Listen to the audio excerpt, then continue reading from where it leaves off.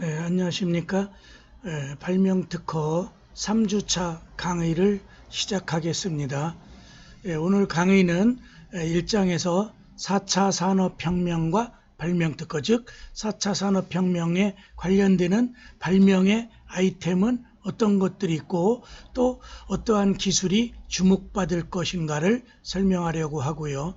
2장에서는 특허권과 지식재산권의 범위, 즉 우리 강의 규제의 특허권, 유사제도, 그래서 실용신안, 디자인권, 상표, 저작권 이런 걸 설명하는데 넓게 지식재산권의 범위, 신지식재산권까지 포함해서 강의하도록 하겠습니다. 3장에서는 디지털 콘텐츠에 관한 권리, 최근에 저작권법을 개정하고 또 향후 디지털 플랫폼을 위해서 전체적인 전면 저작권 개정이 신문에 기사화된 적도 있어요. 그래서 이 디지털 콘텐츠에 대한 관리는 어떻게 보호되는 것인지 이런 식으로 해서 강의하도록 하겠습니다. 그럼 먼저 4차 산업혁명과 발명특허.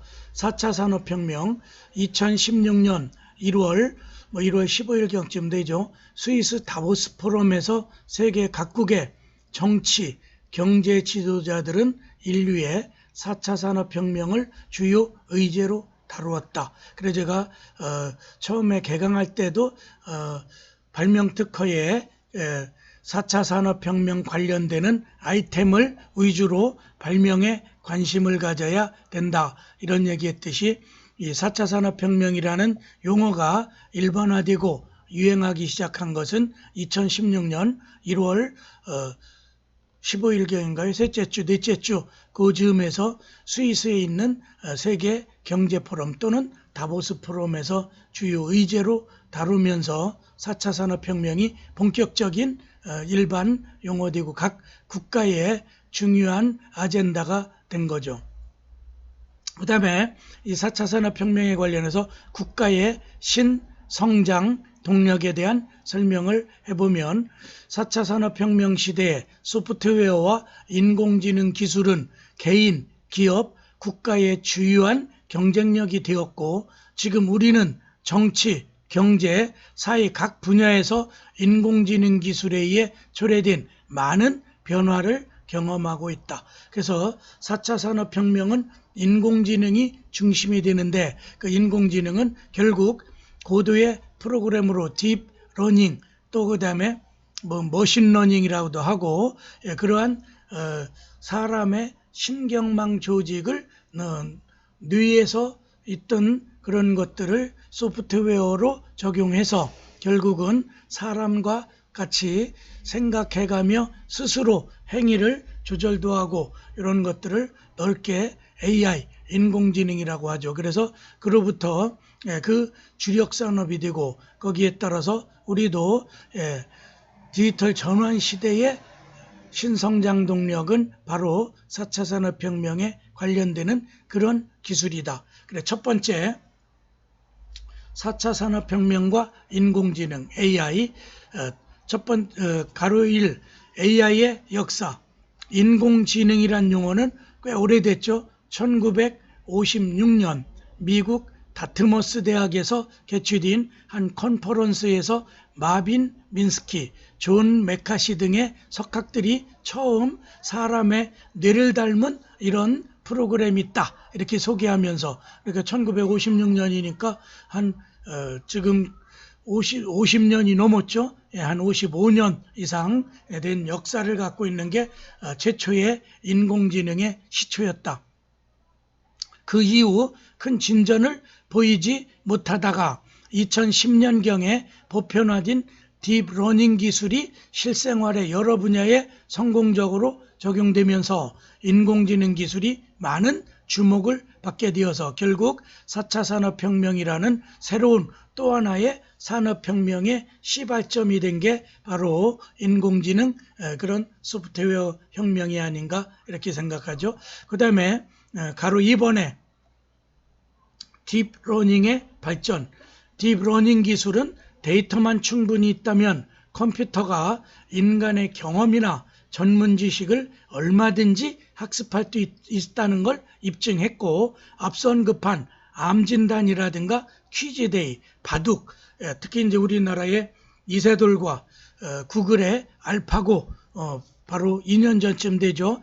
같은 제한된 범주에서는 인간의 능력을 앞지를 수도 있음을 보여줬다. 그래서 2010년 이후에 급속히 발전한 게 바로 인공지능 또 딥러닝 기술이죠.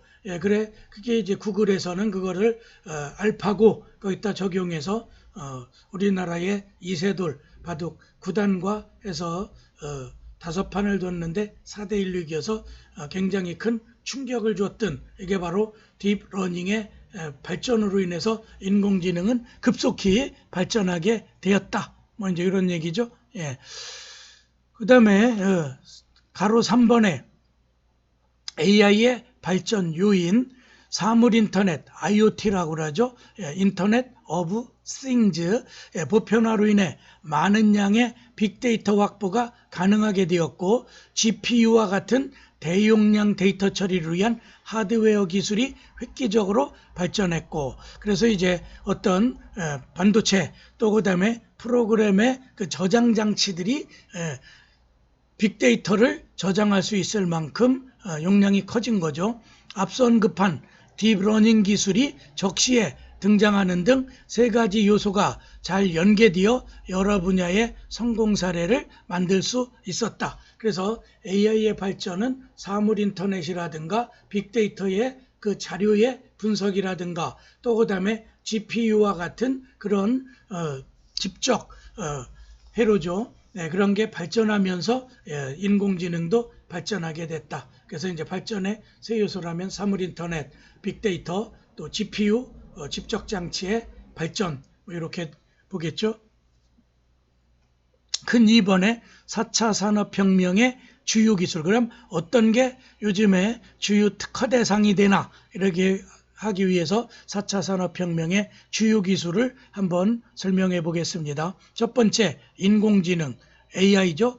Artificial Intelligence 뭐 이거 약자고, AI는 영화 스필버그 감독의 AI에서처럼 인간과 같이 생각하고 학습하고 판단하는 인간의 지능을 본따서 만든 컴퓨터 프로그래밍이다. 일종의 고급 컴퓨터 프로그램이라고 할 수 있다. 그래 넓게 인공지능은 고도의 소프트웨어인데 거기에 적용된 프로그램의 기술로는 우리가 딥러닝이라는 그런 기술이죠. 그래 딥러닝을 조금 더 풀어서 설명해 보면은 컴퓨터 스스로 끊임없이 데이터를 직접 수집하고 배우며 판단하는 학습 기술을 말한다. 그래서 이런 딥러닝이 발전하기 전에 머신러닝이라는 말을 썼죠. 기계학습. 그러다가 인간의 뇌와 같이 깊이 있는 사고도 할 뿐만 아니라 오히려 그로부터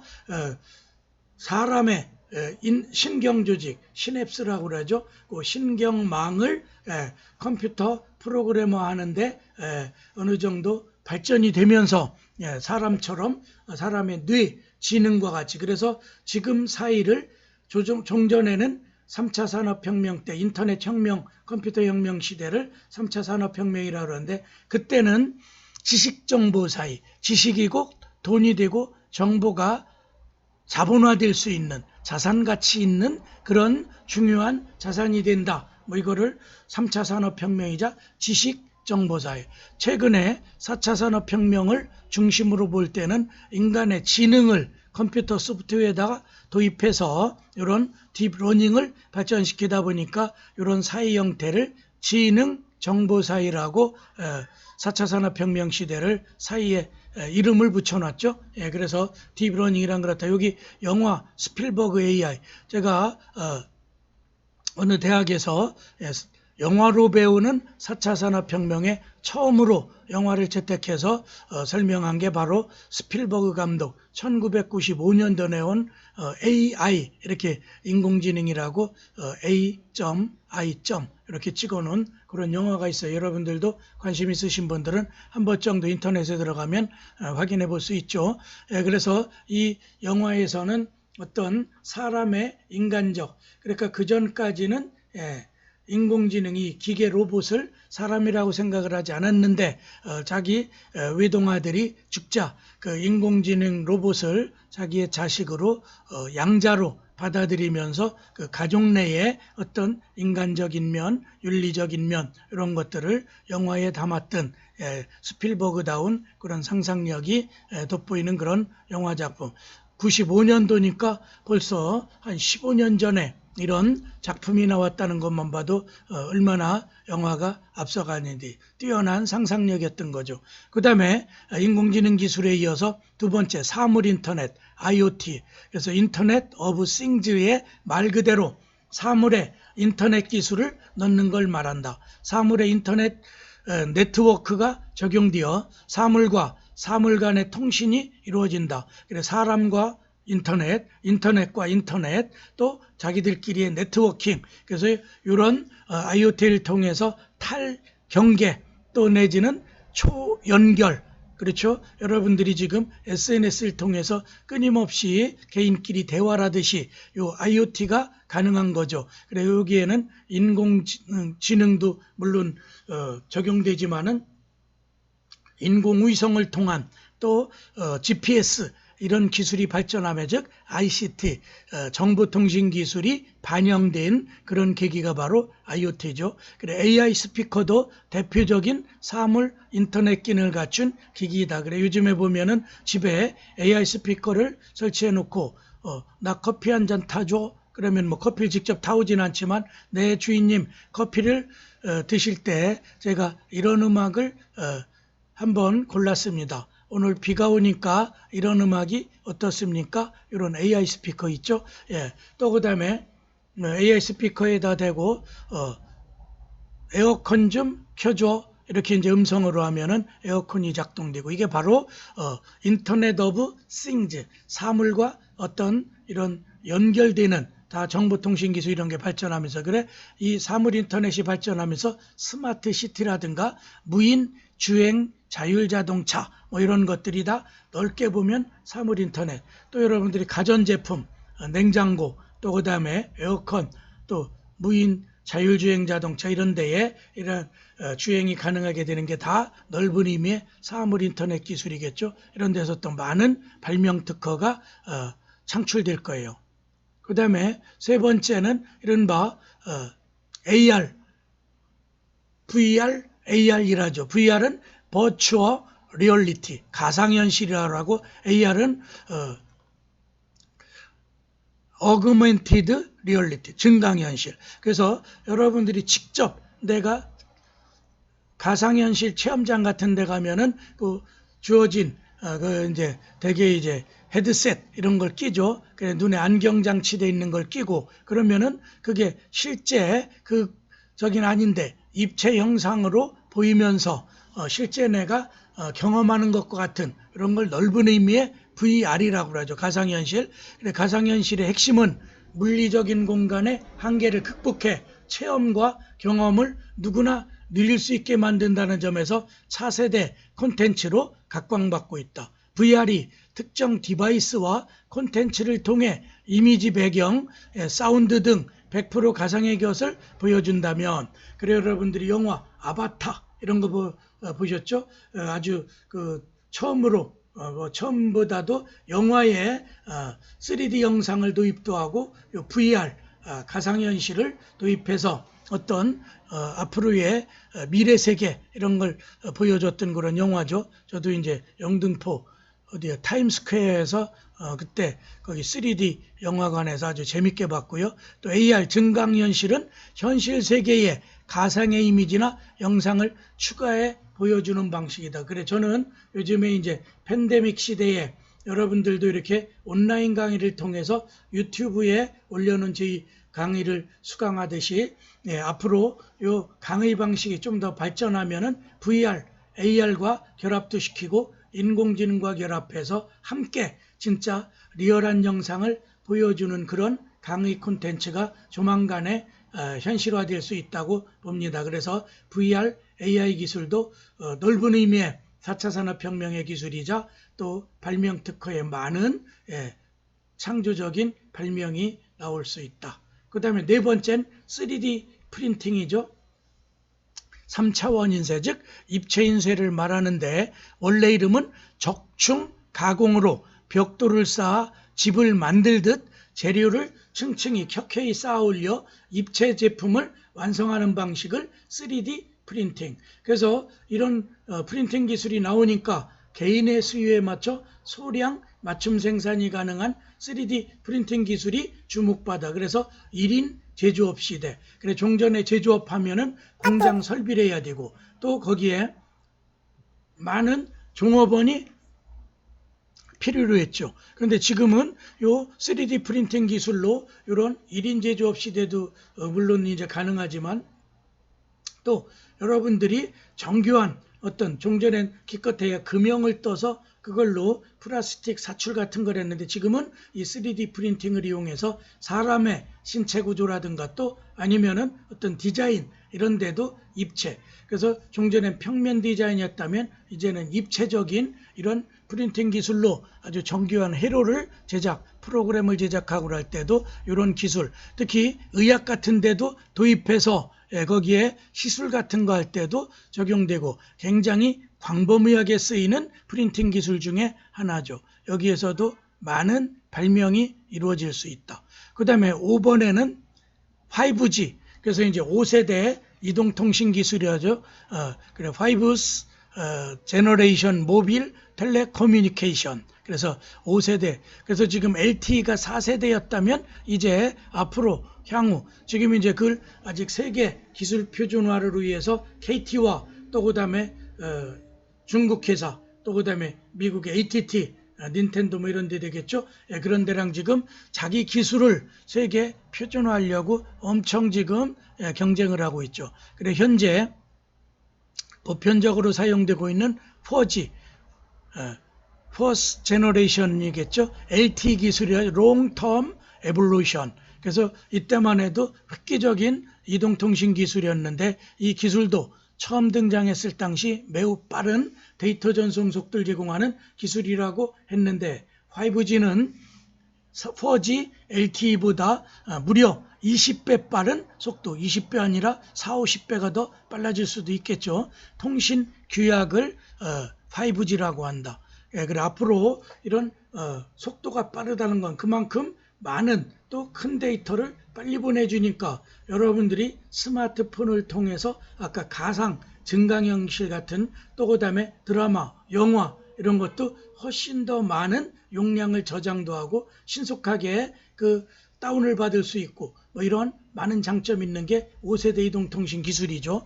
통신 속도가 빠르다는 의미는 4차 산업혁명 시대의 핵심 기술인 가상현실, 사물인터넷 등을 구현할 때 통신 지연 속도 딜레이 되는 것을 최소화해 끊김없이 콘텐츠를 경험한다든지 사물 간 통신을 원활하게 한다는. 그래서 종전에 통신하다 보면 끊어지고 또 특히 TV 같은 게 아주 예민하죠. 그게 이제 극단파, 극초단파인데 그래서 조금만 장애물이 있어도 TV는 전파가 끊기죠. 그래서 여러분들이 이동하는 고속버스 같은 데 보면 조금 지나가거나 터널 지나가다 보면 화면이 멈추죠. 더 이상 이제 그 영상 신호가 끊겼기 때문에 그러죠. 그런데 요 5 제너레이션 모빌 텔레커뮤니케이션 5세대 이동통신 기술의 이런 빠르고 이런 거라면 순식간에 데이터를 전송하기 때문에 끊김이 방지되고 또 다운받는데 엄청 속도가 빠르고 뭐 이런 장점이 있고 그래서 3D 프린팅이나 IoT 이런 기술의 발전에 이 5세대 이동통신이 큰 역할을 할까. 이런 데서 이걸 이제 표준화한다 그러는데 끄트머리에 제가 지식재산권의 표준에 대한 얘기를 한 번 더 다루도록 하겠어요. 그 다음에 6번째 기술은 요즘에 이제 조만간에 상용화될 듯한 무인 자율 주행 자동차. 지금 3세대까지는 테스트 중이죠. 테슬라 같은데 우리나라 현대자동차도. 그래 앞으로 4세대 이 4.0의 버전이 나오면은 이제 상용화돼서 올 연말이든 내년 초 되면은 돌아다닐 거예요. 그러려면 이 무인 자율주행 자동차 되려면 스마트 시티 이런 어떤 정보통신적 기술 전달 장치들이 도시 전체에 깔려야 되겠죠. 4차 산업혁명 기술의 집약체라고도 볼 수 있는 무인 자율주행 자동차는 인공지능 센서 장비 라이다와 사물 인터넷이 융합되어 도로와 시설물, 교통관제센터와 차량 및 신호체계 사이의 통신 네트워크를 통해 교통 상황을 실시간으로 파악할 수 있게 된다. 작년에 그래 제가 스마트 시티에 대한 법적 이런 법학 입장에서 연구를 좀 했는데, 거기에서도 이런 지금 이제 우리나라 부산, 그 다음에 세종시의 국가 시범, 그 다음에 인천 송도 국제도시에는 이제 인천시에서 이걸 시범 사업으로 지금 하고 있는데, 그 스마트 시티가 구축돼야 이런 무인 자율주행 자동차도 원만하게 통행을 할 수 있겠죠. 그 다음에 7번째는 그 이른바 클라우드 컴퓨팅. 그래서 인터넷상의 서버, 데이터 저장 공간을 이용해 데이터를 저장하거나 콘텐츠를 이용하는 등의 컴퓨팅 환경을 뜻한다. 클라우드 컴퓨팅은 말 그대로 구름이란 뜻이죠. 클라우드와 같은 무형의 공간을 내 컴퓨터를 다루듯이 쓸 수 있는 것으로 이해하기 위해서 클라우드 컴퓨팅. 그래서 하늘에 구름이 떠 있듯이 그 구름을 통해서 비도 되고 눈도 되고 기온에 따라서 여러 가지 그런, 그래서 공동 네트워킹 같은 걸 가능하게도 하고, 그래 여러분들이 클라우드 시스템 이런 것, 또 이제 여러분들이 내 데이터를 저장하기 위해서 네이버 클라우드, 또 그 다음에 다음 클라우드 이런 걸 활용하고 그러죠. 구글의 클라우드 게임 플랫폼 서비스가 인터넷상에 연결된 많은 사람들과 동시에 즐길 수 있다는 장점을 가진 대표적인 클라우드 컴퓨팅 서비스라고 할 수 있다. 그래 구글이 발표한, 그래서 이제 클라우딩 시스템을 활용하게 되면은 몇만 명, 몇천 명이 동시에 게임에 접속해서 그 플랫폼을 활용할 수도 있다. 그래 여러분들도 지금 게임을 카톡식으로 이렇게 이제 끌어들여서 여러 명이 하지만, 이제 앞으로 이런 게 일반화되면 게임 이용에 대한 비용도 줄어들 것이고, 앞으로 이 클라우드 컴퓨팅도 바로 4차 산업혁명엔 유망 기술 중에 하나다. 그 다음에 8번째는 3세대 유전자 가위. 이제 생명공학과 관련해 요즘에 여러분들이 아마 전자 가위, 또 전자 시술, 또 전자 로봇이 시술 같은 거 한다, 이런 얘기 많이 들어보셨을 거예요. 그래서 4차 산업혁명 기술 중 3세대 유전자 가위인 크리스퍼 카스9는 표적이 된 유전자 부위를 자르고 붙이는 기술로 유전자 편집이라고도 한다. 그래서 사람의 어떤 시술을 지금은 사람 손으로 그 의사들이 거기 현미경정, 망원경 이런 걸 끼고, 그렇죠, 눈에 보안경을 끼고 이런 시술을 했는데, 앞으로 3세대 유전자 가위를 통해서 이런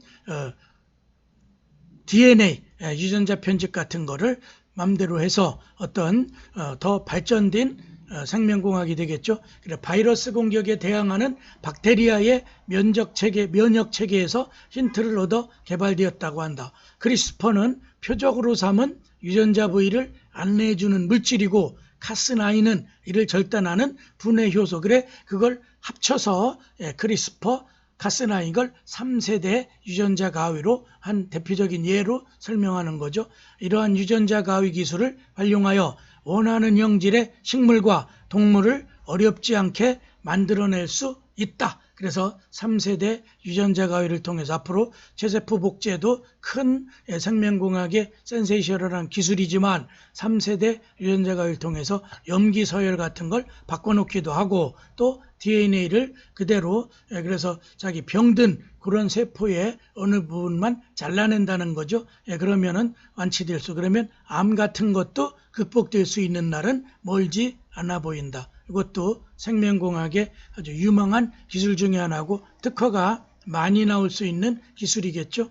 그 다음에 여기까지 한 게 4차 산업에 관련되는 요즘의 첨단 기술들이 되겠죠. 잠시 좀 쉬었다가 큰 3번 4차 산업혁명과 발명특허부터 강의해 나가도록 하겠습니다.